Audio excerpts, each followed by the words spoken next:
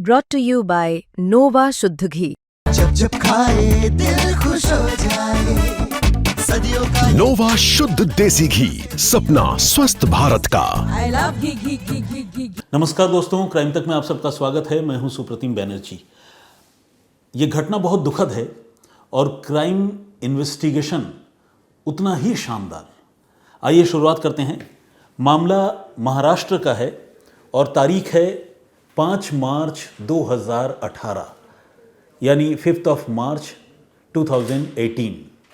आप समझ सकते हैं कि ये कहानी पुरानी है, लेकिन घटनाक्रम ऐसा है जिसके बारे में हर किसी को जानना चाहिए। महाराष्ट्र में अंबरनाथ से चिंचपाड़ा के रास्ते पर एक यंग कपल बाइक से गुजर रहा होता है, जा रहा होता है। इस बीच इस रूट पर एक जगह पड़ती है जिसका नाम है टिटवाला। तो इसी टिटवाला जगह पर दोनों थोड़ा रेस्ट करने के लिए, थोड़ा सुस्ताने के लिए अपनी बाइक रोकते हैं। लड़का बाइक चला रहा होता है और लड़की पीछे बैठी है। दोनों बाइक रोकते हैं। अभी बाइक रोककर दोनों सुस्ता रहे होते हैं, पानी वानी पी रहे होते हैं। तब तक एक आदमी अचानक इस सुनसान जगह पर आ धमकता है और वो आते ही फौरन इस कपल को, इस लड़का लड़की को बुरी तरह से डराने लगता है और ये कहता है कि भाई जो भी कीमती चीज़ें हैं, मोबाइल फ़ोन, पर्स, रुपए पैसे, वो सब मेरे हवाले कर दो। एक अकेला रॉबर, 2 लोग, लड़का लड़की। तो लड़का इसका विरोध करता है। वो कहता है कि नहीं दूंगा, क्या मजाक है, भागो यहाँ से। तो जैसे ही लड़का विरोध करता है, वो जो रॉबर है यानी जो लुटेरा है, वो फौरन अपने कमर से एक गन निकालता है, रिवॉल्वर, और वो गोली चला देता है। गोली लड़के को लगती है और वो वहीं पर ढेर हो जाता है। अब से कुछ देर पहले तक, यानी कुछ मोमेंट्स पहले तक, ये दोनों बिल्कुल खुश थे, हंसते मुस्कुराते बातें करते हुए अपने डेस्टिनेशन की ओर जा रहे थे। अचानक एक लुटेरे ने आकर उनकी सारी खुशियां छीन ली, लड़के की हत्या कर दी। सारी कीमती चीज़ें जो लूटपाट कर सकते थे वो उन चीज़ों को लूटा और लड़की को खींचकर, इसके बाद लड़की की हत्या करने के बाद अपने साथ जंगल के अंदर ले गया। और इसके बाद लड़की के साथ भी उसने गन पॉइंट पर ही ज़्यादती की, उसके साथ रेप किया। बहुत ही दुखद, बहुत ही रोंगटे खड़े करने वाली और विचलित करने वाली घटना। इसके बाद वो जो लुटेरा था वो वहाँ से फरार हो गया, गायब हो गया। कहाँ गया पता नहीं। लड़की जिसकी आंखों के सामने उसके पार्टनर की हत्या हो जाए, जिसके साथ रेप जैसी दुखद घटना हो, वो लड़की भला कितना अपने आप को अलर्ट रख पाती कि वो उस आदमी को भागते हुए देख पाती, या किस रूट से गया, कैसे गया। वो बदहवास थी लड़की। जैसे ही वो रॉबर कम रेपिस्ट वहाँ से फरार हुआ तो वो लड़की जंगल से थोड़ा वापस हाईवे की तरफ आई और जब मेन रोड की तरफ आई तो पास में वहाँ एक गांव है जिसका नाम है नीलाम्बी। उस नीलाम्बी गांव के लोग जो वहाँ से गुजर रहे थे, आते जाते मिले। उस लड़की ने रोते हुए, शोर मचाते हुए उन गांव वालों से अपनी फरियाद की, अपनी गुहार लगाई और बताया कि मेरी मदद करो। कहा, गांव वालों ने देखा लड़की की हालत, उन्हें समझ में आ गया कि लड़की के साथ कोई अनहोनी हुई है, ज़्यादती हुई है। उन्होंने पूछा लड़की से और फिर फ़ौरन उन्होंने पुलिस को फ़ोन कर दिया। तो ये जो फ़ोन किया, ये ठाणे रूरल पुलिस का एरिया था, यानी ग्रामीण पुलिस का एरिया था ठाणे ज़िले में। और जब नीलाम्बी गांव के लोगों ने पुलिस को फ़ोन किया तो फ़ौरन पुलिस मौके पर पहुंची भी। इस लड़की का पुलिस ने बयान लिया, जिस लड़के की हत्या हुई थी उसकी बॉडी पुलिस ने रिकवर की। इस मामले की छानबीन, इस मामले की जांच शुरू हुई। लड़की ने पूरा सीक्वेंस नरेट किया, घटनाक्रम बताया और साथ ही ये भी बताया कि उसका मोबाइल फ़ोन किस तरह से रॉबर लूट कर लेकर चला गया। अब पुलिस को उम्मीद थी कि शायद मोबाइल फ़ोन से उस रॉबर का, उस लुटेरे का पता चल पाए। तो पुलिस ने उस मोबाइल फ़ोन को सर्विलांस पर लगाया और पुलिस ने ये देखा कि उस मोबाइल फ़ोन का लोकेशन लगातार चेंज हो रहा है। कभी अंबरनाथ, कभी बदलापुर, कभी उल्लासनगर, अलग अलग जगहों पर वो मोबाइल फ़ोन कुछ घंटों के अंतराल पर ट्रैवल कर रहा है। यानी मोबाइल फ़ोन को लेकर भागने वाला शख्स जो है वो मूव कर रहा है। तो पुलिस इस मोबाइल फ़ोन को इंटरसेप्ट करने और उसे ट्रैक करने की कोशिश करती रही। बीच बीच में फ़ोन स्विच ऑफ भी होता रहा, स्विच ऑन होता रहा और पुलिस को फाइनली एक आदमी मिला जिस आदमी के पास वो फ़ोन पुलिस ने बरामद कर लिया। और पुलिस ने जब उस आदमी से पूछताछ की तो उस आदमी ने जो भी पुलिस के सवालों का जवाब दिया, उसे देखते ही पुलिस ये समझ गई कि इस आदमी के पास फ़ोन तो ज़रूर है लेकिन वो गुनहगार नहीं है, वो मुलजिम नहीं है। क्योंकि गुनहगार आदमी जो होता है उसकी बॉडी लैंग्वेज, उसके सवाल जवाब, उसके सवालों का जवाब देने का तरीका, ये सब कुछ पुलिस देखकर भांप लेती है। और जो इनोसेंट होता है उसकी बॉडी लैंग्वेज से भी पुलिस को समझ में आता है और पुलिस सवालों से क्रॉस चेक भी करती है। तो पुलिस ने जब इस आदमी से पूछताछ की तो उसने बताया कि हाँ, मैंने फ़ोन ख़रीदा है लेकिन मुझे ये नहीं पता कि इस फ़ोन के पीछे की स्टोरी क्या है, मुझे तो एक ऑटो ड्राइवर ने ये फ़ोन बेचा है। पुलिस ने कहा, ऑटो ड्राइवर पहचानते हो उसको? बोला हाँ, उसको जानता हूँ मैं, उसका नाम संजय सिद्धार्थ नरवडे है। तो पुलिस को एक क्लू, एक जानकारी उस ऑटो ड्राइवर के बारे में जिसने फ़ोन इस आदमी को बेचा था वो मिल चुकी थी। लेकिन पुलिस ने फ़ोन तो बरामद कर लिया, जिस आदमी के पास से फ़ोन मिला पुलिस उस तक भी पहुंच गई, लेकिन पुलिस कातिल तक नहीं पहुंच पाई और इस घटना को अभी तक पुलिस पूरी तरह से सॉल्व नहीं कर पाई थी। लेकिन संजय सिद्धार्थ नरवडे नाम के एक ऑटो ड्राइवर की सूरत में पुलिस को इस मामले का पहला क्लू ज़रूर मिल चुका था। अब पुलिस ने छानबीन आगे बढ़ाई, जांच आगे बढ़ाई। तो जब पुलिस छानबीन कर रही थी तो पुलिस को एग्जैक्टली 1 साल पहले इसी तरह का एक आइडेंटिकल केस उसी जगह पर होने की बात पता चली। पुलिस को पता चला कि तकरीबन साल भर पहले उसी सुनसान रास्ते से गुजर रहे एक कपल के ऊपर भी किसी लुटेरे ने हमला किया था और तब भी एक लड़की के साथ ज़्यादती हुई थी और उसका मोबाइल फ़ोन, लड़के का मोबाइल फ़ोन उस लुटेरे ने छीन लिया था और लड़का जो इस लूटपाट का विरोध कर रहा था उसे गोली मारी गई थी। लेकिन उस लड़के की खुशकिस्मती थी कि गोली उसके बाँह पर लगी और उसकी जान बच गई, हत्या नहीं हो पाई। लेकिन रॉबरी का एक इंसिडेंट पहले भी हुआ था, इसके बारे में पुलिस को इस रीसेंट इंसिडेंट की छानबीन करते हुए जानकारी मिली। तो पुलिस को समझ में आ गया कि इस एरिया में कोई ना कोई ऐसा बंदा, कोई ना कोई ऐसा शख्स ज़रूर है जिसकी मूवमेंट है और जो इस इलाके में, सुनसान इलाके में कपल्स को टारगेट करता है। ये पुलिस के लिए अपने आप में एक बड़ा क्लू था। अब पुलिस ने जो है, पुलिस को संजय सिद्धार्थ नरवडे का तो पता चल चुका था, लेकिन वो दिखता कैसा है, हुलिया क्या है, अपीयरेंस कैसा है, बातचीत कैसे करता है, पुलिस को इसके बारे में कोई जानकारी नहीं थी। तो पुलिस ने एक बार फिर से जो विक्टिम लड़की है, पीड़ित लड़की जिसके साथ अभी घटना हुई थी रेप की, उस लड़की से पुलिस ने पूछताछ की और उससे पूछा उस लुटेरे के हुलिये के बारे में। लड़की ने उसका हुलिया जितना भी उसे याद था उसने सारी बातें बताई और उसी के मुताबिक पुलिस ने उसका स्केच भी बनवाया। यानी ऑटो ड्राइवर जो था, पुलिस ये मान कर चल रही थी कि शायद वही इस मामले में रॉबर है और उसका स्केच पुलिस ने बनाया था और पुलिस को उम्मीद थी कि ये जो स्केच वाला बंदा है यही संजय सिद्धार्थ नरवडे होगा, क्योंकि अभी पकड़ में तो आया नहीं था, तो पुलिस अंदाज़ा ही लगा रही थी। अब पुलिस उस स्केच के सहारे इस संजय सिद्धार्थ नरवडे को लगातार पुलिस ढूंढ रही थी। ढूंढते हुए हुआ ये कि पुलिस को एक और जानकारी मिली और वो जानकारी मिली लड़की का मोबाइल फ़ोन खरीदने वाले आदमी से। जिस आदमी ने लड़की का मोबाइल फ़ोन उस ऑटो ड्राइवर से ख़रीदा था, उसने ये बताया कि ये फ़ोन तो उसने ऑटो ड्राइवर से लिया था लेकिन उसके कुछ पैसे बाकी थे और उन पैसों को वापस लेने के लिए उस ऑटो ड्राइवर ने उसे उल्लासनगर के एक डॉर्मेट्री में बुलाया था। डॉर्मेट्री यानी आप लोग जानते हैं वो जगह जहाँ पर एक बड़ा सा कमरा होता है और जिसमें कई सारे बिस्तर लगे हुए होते हैं। मतलब प्राइवेसी नाम की चीज़ तो नहीं होती, लेकिन इंसान वहाँ रह सकता है, रात गुजार सकता है, सुस्ता सकता है। तो छोटे मोटे होटलों में, गेस्ट हाउस में या सराय खानों में इस तरह की डॉर्मेट्रीज़ बनी हुई होती है। तो फ़ोन खरीदने वाला ये जो बंदा था जिसे पुलिस ने सबसे पहले पूछताछ के लिए बुलाया था, उस आदमी ने ये कहा कि जिस संजय सिद्धार्थ नरवडे नाम के ऑटो ड्राइवर से उसने फ़ोन लिया, उसने उल्लासनगर की एक डॉर्मेट्री में उसे बुलाया था और वहाँ पर उसने उसको कुछ पैसे उस फ़ोन के बदले में दिए थे। तो पुलिस को एक क्लू भी मिला कि अच्छा, उल्लासनगर की डॉर्मेट्री में ये बंदा टिका हुआ था या रह रहा था। अब पुलिस को लगा कि अगर उल्लासनगर की डॉर्मेट्री में वो रुका है और इस इलाके में वो मूव करता है तो हो सकता है कि उल्लासनगर की डॉर्मेट्री में वो दोबारा भी आए या हो सकता है वहीं रह रहा हो। तो उसकी पहचान करना और उसे पकड़ना अब पुलिस के लिए एक टास्क या चैलेंज तो था ही। पुलिस ने सोचा कि क्यों ना ऐसा करें कि सादे कपड़ों में उल्लासनगर की उसी डॉर्मेट्री में हम भी डेरा डाल देते हैं। तो पुलिस की एक टीम 2-4 लोगों की, वो बगैर वर्दी के नॉर्मल क्लोथिंग में उल्लासनगर की उस डॉर्मेट्री में पहुंची और उन्होंने वहाँ पर डॉर्मेट्री में बिस्तर लेकर जो है वहाँ डेरा डाल दिया। तकरीबन 3 से 4 दिनों तक पुलिस की ये टीम इंतज़ार करती रही और ये सोचती रही कि शायद इस स्केच से मिलने वाला आदमी सिद्धार्थ नरवड़े उनको वहाँ नज़र आए और शायद कोई ऐसी जानकारी या क्लू मिल जाए उस आदमी के बारे में तो उसे पकड़ पाएँ। तो पुलिस की टीम वहाँ 4 दिनों तक इंतज़ार करती रही और पुलिस को उस ऑटो ड्राइवर के बारे में 4 दिनों के इंतज़ार के बावजूद कोई क्लू, कोई जानकारी और नहीं मिल पाई।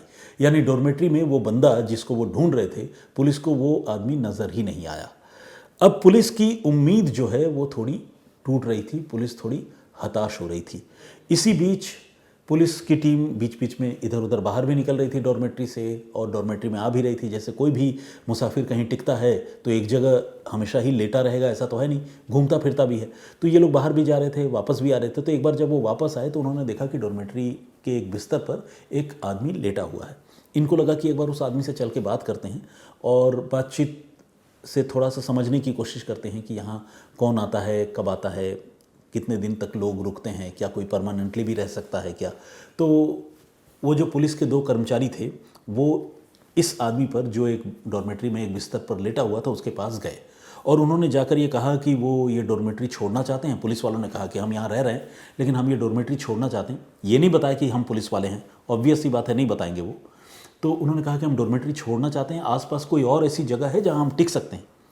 तो वो जो आदमी लेटा हुआ था उसने इनको जवाब में ये बताया कि हाँ, उल्लासनगर में कैंप 5 एक जगह है, वहाँ पर कुछ इस तरह के और सराय हैं, गेस्ट हाउस हैं, जहाँ पर डॉर्मेट्री है, आप लोग वहाँ जाकर भी रुक सकते हो अगर आप लोगों को यहाँ मन नहीं लग रहा है या यहाँ कोई दिक्कत हो रही है। तो ये बात जब पुलिस ने सुनी तो पुलिस का दिमाग ठनका। अब आप पूछेंगे कि इसमें वो कौन सी बात थी कि पुलिस का दिमाग ठनका। तो बात सब्जेक्ट में नहीं थी कि क्या सवाल जवाब हुआ, क्या बातचीत हुई, बल्कि बात थी उस आदमी की आवाज़ में। जिस आदमी से उन्होंने ये सवाल पूछा था उस आदमी की आवाज़ काफ़ी भारी और थोड़ा डिफरेंट किस्म की थी। आवाज़ ऐसी थी जिसे अलग से पहचाना जा सकता था। अब जब ये बात पुलिस वालों ने रियलाइज़ की कि इस आदमी की आवाज़ अलग है, भारी सी है, तो फिर उनको एक और पुरानी बात याद आई। असल में ये जो विक्टिम लड़की है जिसके साथ रेप हुआ था, जिसके पार्टनर की हत्या हुई थी, उससे जब पुलिस पूछताछ कर रही थी तो उस लड़की ने पुलिस वालों को जब उसका हुलिया डिस्क्राइब किया था रॉबर का, तो ये भी बताया था कि रॉबर की आवाज़ बहुत भारी है और डिफरेंट किस्म की है। ये बात पुलिस वालों को अचानक याद आ गई और पुलिस वालों को लगा कहीं ऐसा तो नहीं कि यही संजय सिद्धार्थ नरवड़े है, क्योंकि इसकी आवाज़ जो है वो बिल्कुल भारी है और बदली हुई सी है, डिफरेंट किस्म की है। इसी तरह के एक आदमी के बारे में ही तो उस लड़की ने बताया था। लेकिन पुलिस उसको सिर्फ शक के आधार पर तुरंत दबोच या पकड़ नहीं सकती थी। पुलिस को थोड़ा सेंस भी करना था कि ये वही जेन्युइन आदमी है या नहीं। तो पुलिस की टीम ने थोड़ा इंतज़ार करने का फैसला किया। रात गहराई और पुलिस वाले अपने अपने बिस्तर पर लेट गए और वो जो बंदा था वो भी अपने बिस्तर पर सोकर खर्राटे लेने लगा। अब पुलिस वाले चुपचाप उठे, मोबाइल फ़ोन लेकर, और उस सो रहे आदमी की तस्वीरें क्लिक की, जो आदमी शक के दायरे में था। तस्वीरें क्लिक करके पुलिस ने फ़ौरन ये तस्वीरें भेजी ठाणे रूरल पुलिस को। जो 2 लोगों की टीम थी यहाँ पर, उन पुलिस वालों ने ठाणे रूरल पुलिस को ये तस्वीरें भेजी और कहा कि ये तस्वीर जल्दी से उस पीड़ित लड़की को यानी विक्टिम गर्ल को दिखाओ और ये बताओ कि क्या ये वही आदमी है जिसने उसके पार्टनर का मर्डर किया और उसके साथ रेप किया। तो ठाणे पुलिस ने बिल्कुल फुर्ती दिखाई और उस लड़की के पास पहुँचकर इस सो रहे आदमी की तस्वीरें दिखाई जो डॉर्मेट्री में सो रहा था। लड़की देखते ही पहचान गई और बोली कि हाँ, यही आदमी है जिसने मेरे पार्टनर की हत्या की और मेरे साथ रेप किया और मेरा मोबाइल फ़ोन लूटा। इधर कंफर्मेशन पुलिस को मिली और पुलिस की जो टीम डॉर्मेट्री में थे उसको भी कंफर्मेशन मिली। लेकिन तब तक एक गलती हो गई, एक देर हो गई। हुआ ये कि ये जो आदमी था जिसकी तस्वीरें पुलिस वालों ने खींचकर आगे बढ़ाई थी, ऐसे तो वो आदमी सो रहा था, लेकिन उसको शायद इन पुलिस वालों से बातचीत करने के बाद कुछ भनक लग गई कि कोई उसका पीछा कर रहा है या हो सकता है ये लोग पुलिस से हों। उसने कुछ सेंस कर लिया उस आदमी ने और वो वहाँ से फरार हो गया। तो कहने का मतलब ये है कि हाथ में आया शिकार पुलिस वालों के हाथ से निकल गया। अब पुलिस वाले जो है वो बहुत दुखी हुए और हाथ मसलते रह गए। उनको लगा कि यार, कंफर्म भी हुआ कि ये वही रॉबर है, वही मर्डरर है, लेकिन वो भाग गया, अब क्या करें। तो पुलिस वालों ने डॉर्मेट्री वालों से बातचीत की और पुलिस को ये पता चला कि वो आदमी फरार तो हो गया है, भाग तो गया है, लेकिन उस आदमी ने अपना बैग एंड बैगेजेस जो भी उसके बिलोंगिंग्स है वो सारी चीज़ें छोड़ गया है। अब पुलिस वालों ने डॉर्मेट्री वालों को अपना असली परिचय दिया और कहा कि सारा सामान हमारे हवाले करो और हम उसको चेक करेंगे, हम थाने पुलिस से है।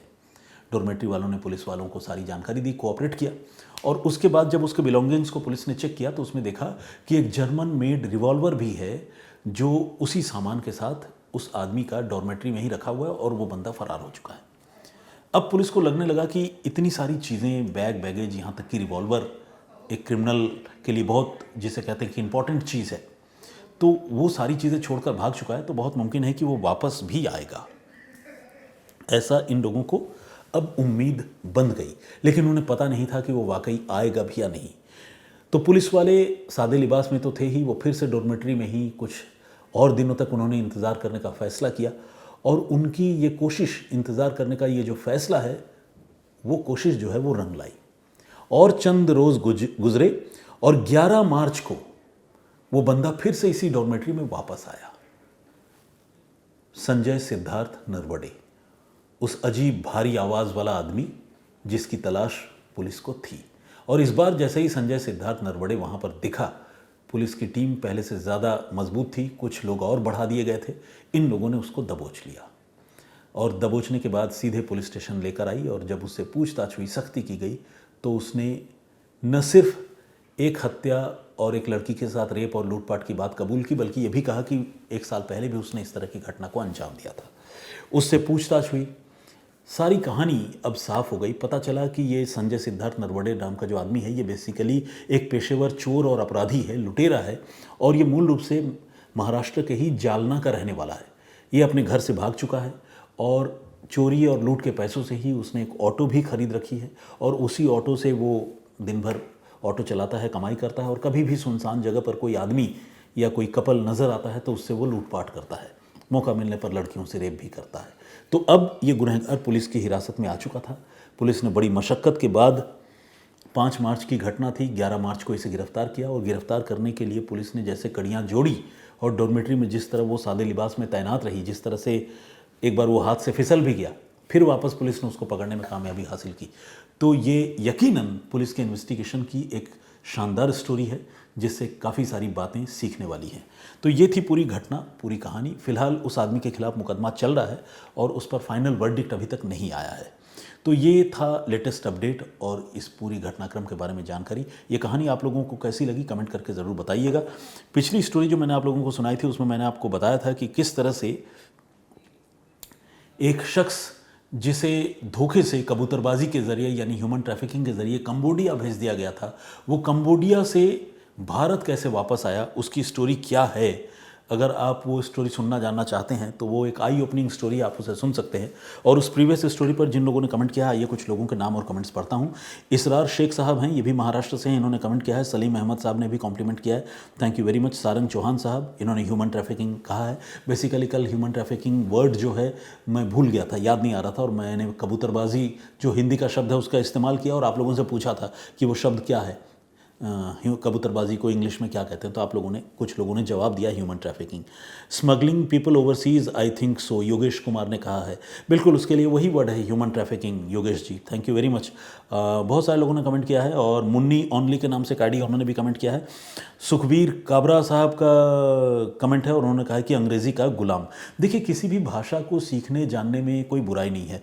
मैं हिंदी तो बोलता हूँ, कई लोग ये भी कहते हैं कि भाई उर्दू का इस्तेमाल क्यों करते हो या इंग्लिश का इस्तेमाल क्यों करते हो, सिर्फ हिंदी बोलो। अगर मैं बिल्कुल हिंदी बोलने लगूँ ना और मैं ऐसे हिंदी बोलूँ कि कतिपय अपरिहार्य कारणवश मैं एक दिन के अवकाश पर रहूँगा, कृपया मेरी अनुपस्थिति के लिए आप मुझे क्षमा करें, तो शायद इस तरह की भाषा सुनकर आप भी बोर हो जाएं, आधे से ज़्यादा शब्द आपको समझ में ना आए। मतलब ऐसा नहीं कि मैं बहुत जानता हूँ आप नहीं जानते, मतलब ऑब्वियसली बोलचाल में नहीं है तो ये चीज़ें थोड़ी ऑकवर्ड हो जाती हैं। तो ऐसी बात या ऐसी भाषा में बोलने की कोशिश करता हूँ जो ज़ुबान पर चढ़ती हो और समझ में भी आती हो। तो मैं ये भी जानता हूँ कि सारे लोगों को खुश कर पाना थोड़ा मुश्किल है, लेकिन मैं अपनी तरफ से बेस्ट करने की कोशिश करता हूँ। तो anyway, thank you very much Sukhveer Kabra ji, बहुत धन्यवाद आपका। इन्होंने मेरे लिए लिखा है अंग्रेज़ी का गुलाम। और भाई फेंकना बंद करो, हमारे एक दर्शक ने लिखा है, ये सरकार ही स्कैम चला रही है, कोई बंदा पैसे दिए बिना नहीं छूट सकता, ये सब मिलके होता है। चलिए, इनका अपना ऑब्जर्वेशन है, हो सकता है इनके पास ज़्यादा जानकारी हो। अनीता पांडा ने भी कमेंट किया है, अमेजिंग लिखा है। परूप श्रेष्ठा जी जर्मनी से हमारे लिसनर हैं, व्यूअर हैं, रेगुलर देखते हैं, कमेंट करते हैं। और कस्तूरी नायक, ओके, क्या क्या होता है डर लगता है, उन्होंने लिखा है। योगा विथ विकास के नाम से एक आईडी है, उन्होंने भी कमेंट किया है। और जिन लोगों ने जो मेरी प्रीवियस स्टोरी है उसके जो हीरोज़ है उसकी उन्होंने तारीफ़ की है। जगदीश चांडेगड़ा जी रेगुलर कमेंट करते हैं, बहुत बहुत स्वागत आपका। एस सुब्बा के नाम से आईडी है, उन्होंने भी कमेंट किया है। स्टेटस फॉर यू के नाम से एक आईडी है, भारतीय दूतावास के अधिकारी को बंधक की बात बताई, वो खुद वहाँ पुलिस की मदद क्यों नहीं ली। एक आम लड़का वहाँ जाता है तो सिर्फ चोरी की एफआईआर में पुलिस वहाँ तक पहुँच गई। बिल्कुल, ये एक जिसे कहते हैं कि मुश्किल बात तो है। मुझे लगता है कि थोड़ा विल में भारतीय दूतावास के उन अधिकारियों की कमी ज़रूर थी कंबोडिया में बैठे, जिन्होंने एक ट्रैप्ड भारतीय नागरिक को वहाँ से आज़ाद कराने में उतनी दिलचस्पी नहीं दिखाई जितनी दिलचस्पी दिखाई जानी चाहिए। असल में इन सब के पीछे ना ये जो थर्ड वर्ल्ड कंट्रीज़ हैं, जिसमें मतलब ऑब्वियसली भारत भी कोई बहुत ज़्यादा विकसित देश तो है नहीं, विकासशील देश है, और हमारे देश में भी गरीबी है, नौकरी की तलाश में लोग दुनिया भर में फैले हुए हैं। तो जब बहुत ज़्यादा लोग होते हैं ना, तो ह्यूमन लाइफ की वैल्यू जो है मेरे ख्याल से थोड़ी कम हो जाती है। ये बहुत हार्श ट्रुथ है, लेकिन यही सच है। तो खैर, मुझे लगता है कि टाइम लगेगा अभी सारी चीज़ों को, जैसे किसी वेस्टर्न कंट्री के सिटीजन्स के लाइफ की जो वैल्यू है, कहीं ना कहीं हमें लगता है कि हमारे सिटीजन्स की लाइफ की वैल्यू उस मामले में शायद हम थोड़ा लैक करते हैं, कम हो जाता है। पूनम चौधरी जी का भी कमेंट है, बहुत बहुत स्वागत आपका। कार्मन के नाम से एक आईडी है, और शैलेश ज़ाला का भी कमेंट है, बहुत धन्यवाद आपका, थैंक यू वेरी मच। और भी बहुत सारे लोगों ने कमेंट किया है, सबके नाम और कमेंट्स एक दिन में पढ़ना संभव नहीं है।